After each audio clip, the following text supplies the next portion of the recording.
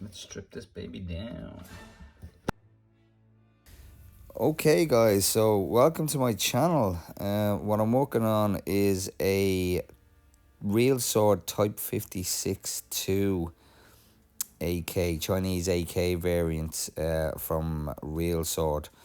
Now these Real Sword AKs, or Real Sword in general, were considered a top end premium replica back in their day, and even by today's standards, the externals on this thing are fantastic. They're built so well. There's some so-called premium replicas on the market today that wouldn't match up to this in the slightest, externally anyway. All the build quality is amazing. The images of these Real Swords don't do them any justice. You have to hold one of these things in your hand to really know how real it feels in hand, how heavy it is, how robust it is. So yeah, it deserved an upgrade, and if you take a look at this spring guide here, you'll see why it deserved an upgrade. That is one of the flimsiest spring guides I've ever seen. It worked okay, it just didn't have great power. I think it was shooting at about 190 FPS, and its trigger response was absolutely terrible. So yeah, so an upgrade was definitely worthy because the externals are so good. Yeah, some of the parts are supposed to be proprietary. We'll find out as we go along. You can see those gears there are quite chunky, quite thick, quite a bit of girth to them. 6.2, you don't see gears like that anymore. No fear of the teeth breaking off them. So moving on, we'll get this gearbox stripped down. Alright, so gearbox is stripped down, and we have a few goodies to put in. I am going to put in an FPS soft air piston, a used G&G palm piston head, SHS tappet plates, max cylinder, a FPS soft air spring guide, SHS cylinder head, a gate aster, ultimate 16:1 gears, max air nozzle, and a ultimate boost 30k motor. So let's get started.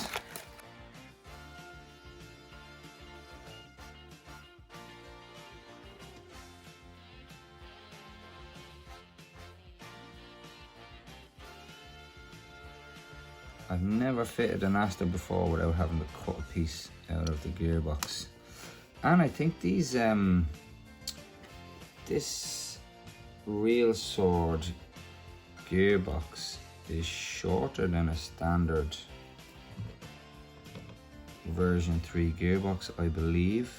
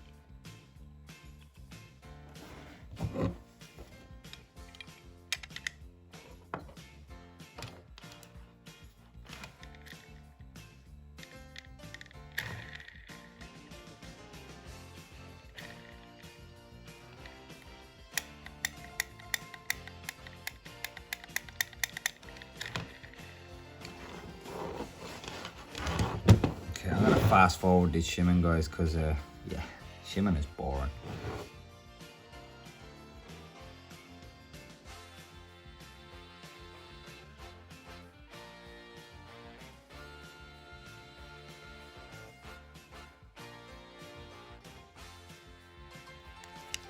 Oh, that's a EPES or EPES spacer in there.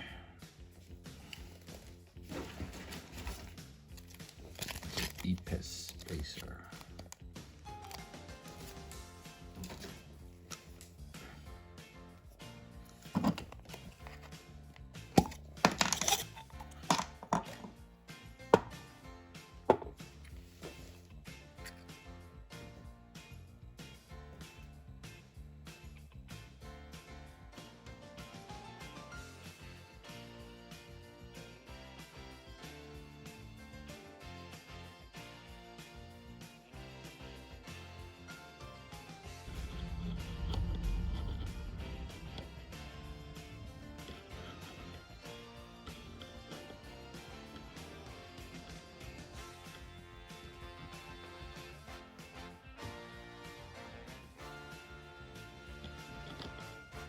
That's as far as it goes for the full rack. Here's a standard version 3 gearbox. As you can see, it's longer. So that's going to present a problem with the piston.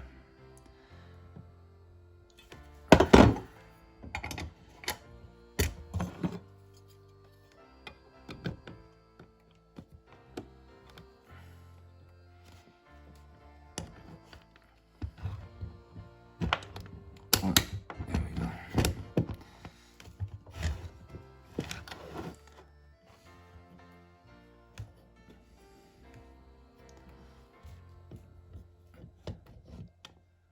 So you can see that a standard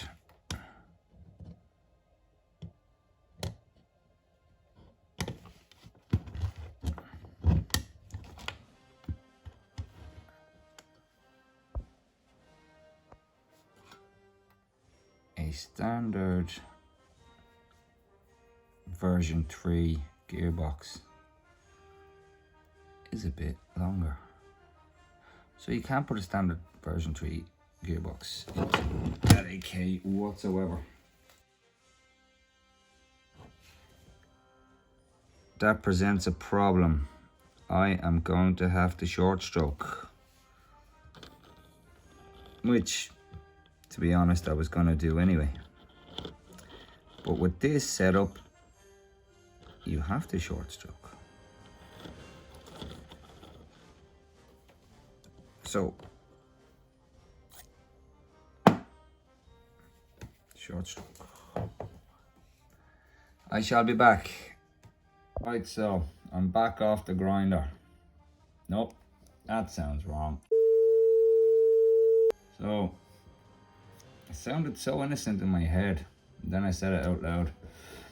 So, I ground down 4 teeth off the piston rack. Not my finest work. I have caught that tooth there. I have learned something today. Don't drink heaps of coffee and then try and do meticulous work. I have then, I assume that's off there. It better be.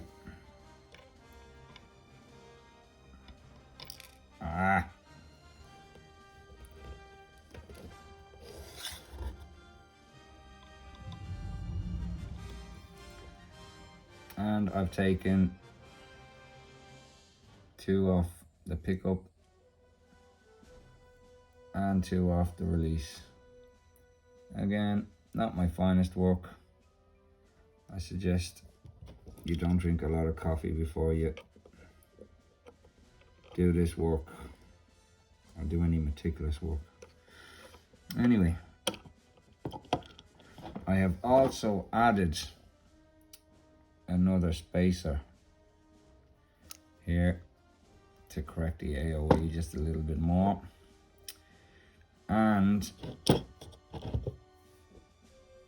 I have taken a bit off of the pickup on the tappet plate so that it matches the timing of the pickup on the stock tappet plate. And the reason why I did this and didn't just use the stock tappet plate is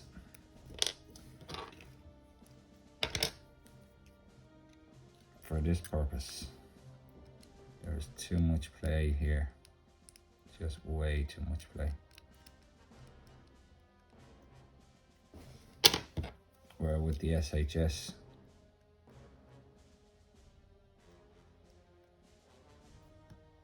no play. So there you have it. Now if my calculations are correct, and they probably aren't, I shouldn't have messed up the timing of the tappet plate engagement too much, or at all, really.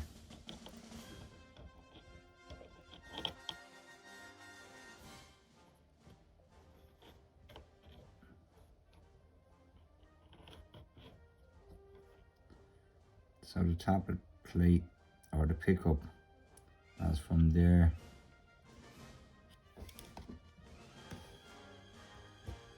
I'm gonna have to reshim. From there to there as it releases, so it has that much time to go back and pick up.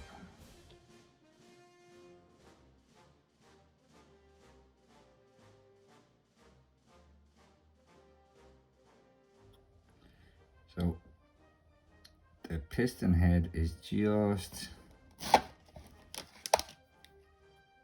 behind here on the release.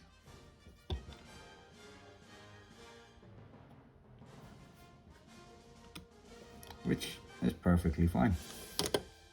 Just put in a stronger spring.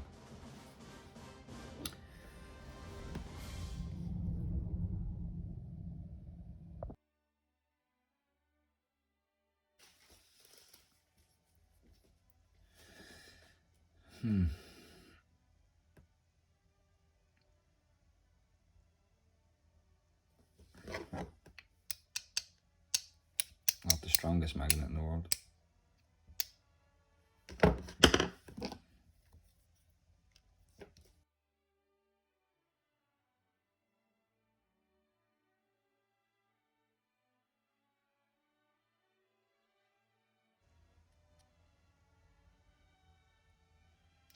$73.2.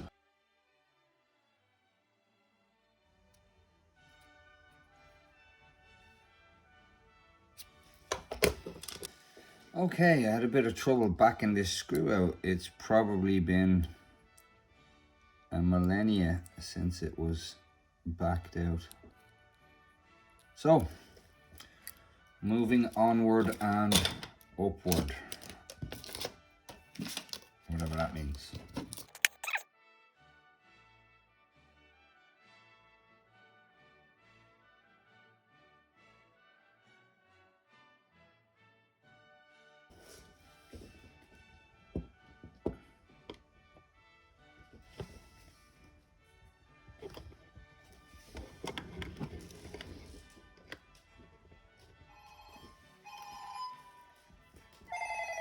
Damn it.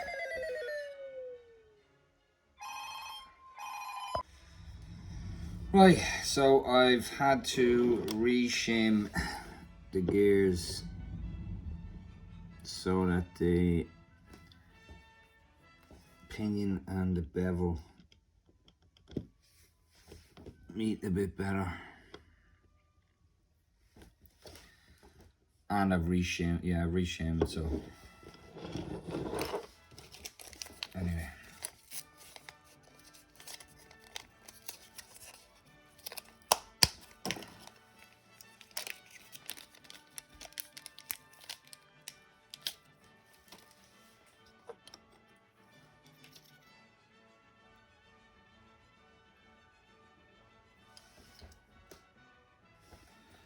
So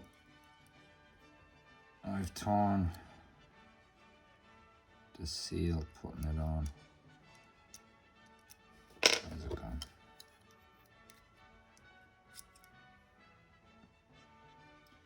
I tore the seal putting it on. It's gone back into place. But I'm pretty sure I tore the seal.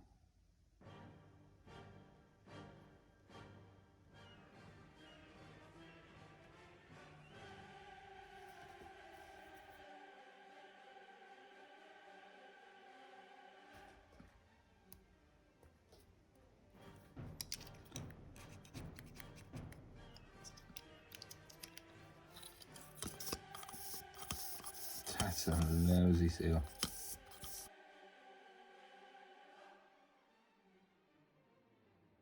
Alright, so where was I? What have I done? I've re-shimmed it so that the pinion meets the bevel a bit better. I tore the inner O-ring on the air nozzle, so I took the O-ring out of this old air nozzle. I don't know what it is. I think it might be a gate palm, and put it in, and it was a smaller O-ring, so it worked fine. I haven't put any grease on it, so it's a little bit stiff. Should be fine. And that has increased the seal tenfold.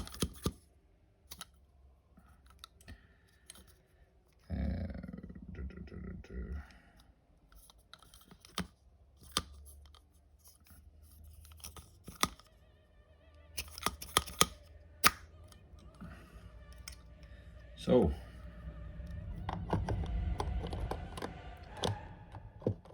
moving on.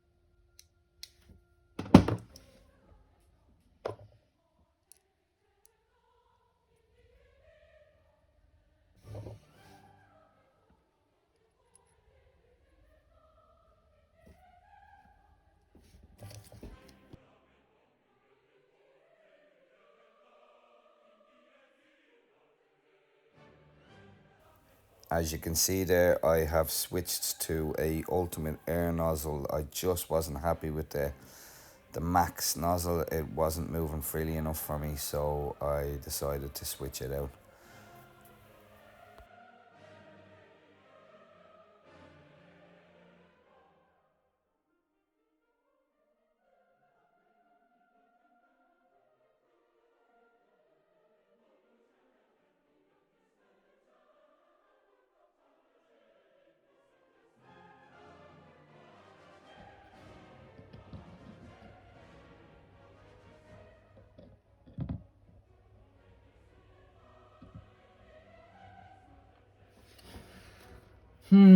Should I put a tappet plate delayer in? Is this enough time for the tappet plate to go all the way back? So this is it at its furthest point, and it's only literally there for a millisecond before it starts going back.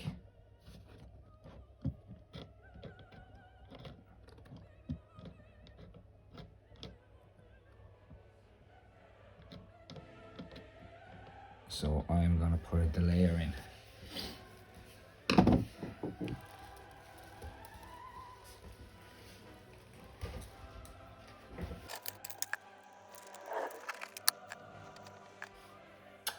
Right, the layer chip installed.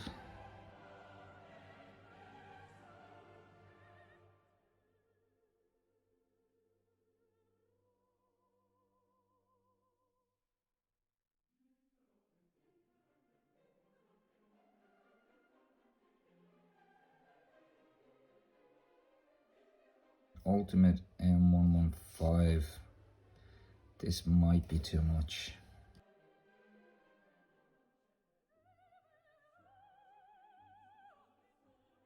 Anti-reversal latch. As you can see here with the real sword, it has a little lever here on it for releasing the tension on the spring before you separate the gearbox, which is a nice little feature.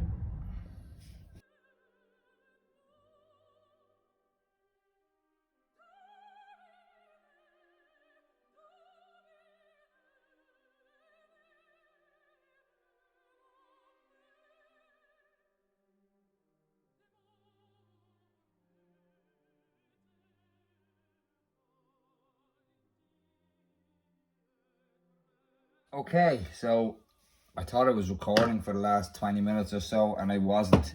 And during that time, I have installed the selector plate sticker, gearbox into the receiver, and the grip. The grip took a while to get installed. I stripped the screw on the original motor cage, so I had to replace the motor cage. And here we are. So moving on.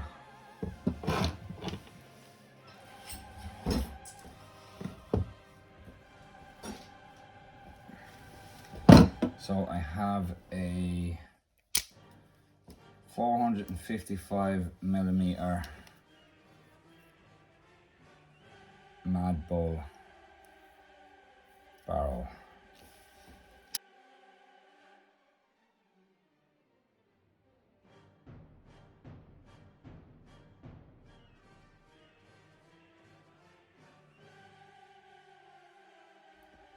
So I'm going to use a Snipe Tour 50-degree hot rubber. I'm not sure if you can see in there or not.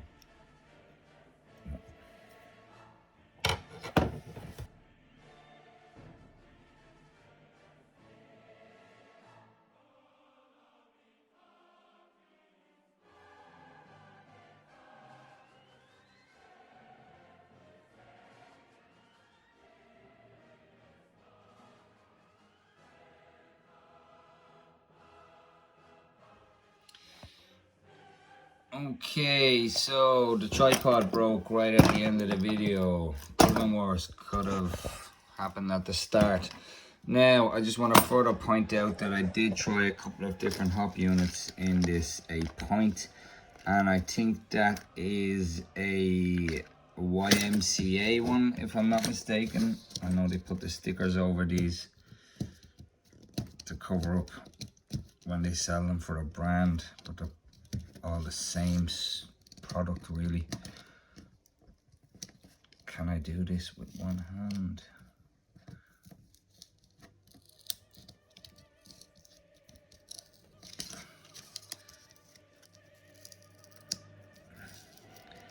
Yeah.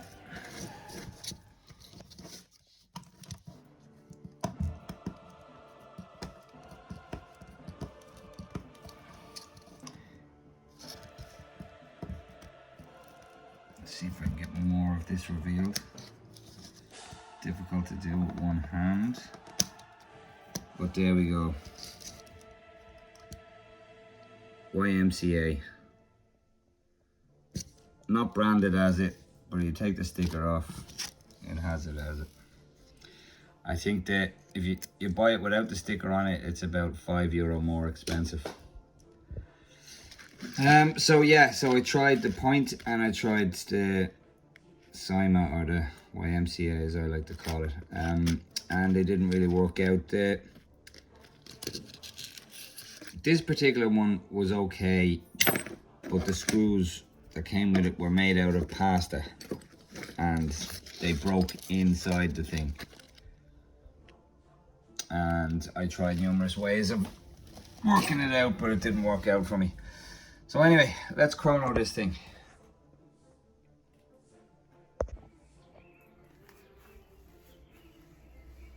I don't have a 7.4 that fits in this, so I've had to put an 11.1 in for now. And to compensate for that, I have reduced the rate of fire to 20%.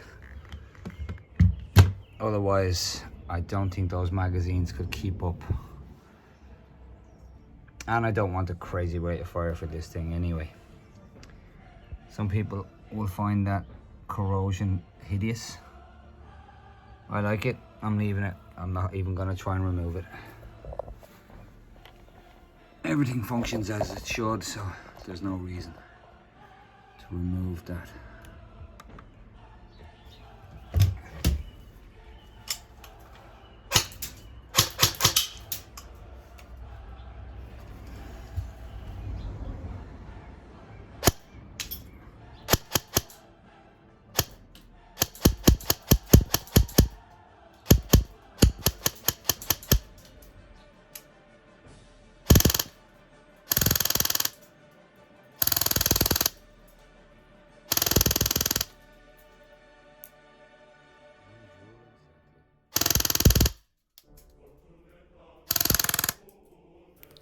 Thanks for watching the video, guys. If you made it this far, I really appreciate it. Bit of a long video this time round.